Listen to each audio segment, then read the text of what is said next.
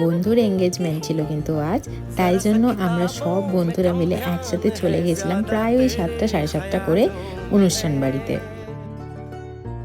তো সবার ফার্স্টে তো তোমাদেরকে দেখালাম ওদের দুজনকে কি সুন্দর লাগছে, আর তারপরে কিন্তু স্টার্টারে কি কি ছিল চলো একবার ট্রাই করে দেখা যাক।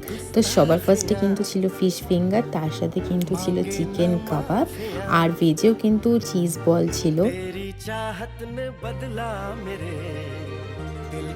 তার সাথে কিন্তু ছিল পনির টিক্কা।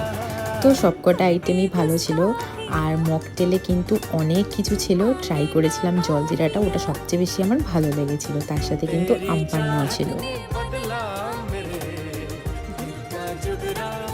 এরপরে কিন্তু তোমাদের সাথে শেয়ার করব রাতের মেনুতে কি কি ছিল। তো সবাই খুব ভালো থেকো, দেখা হবে খুব তাড়াতাড়ি অন্য একটা ভিডিওতে। টাটা।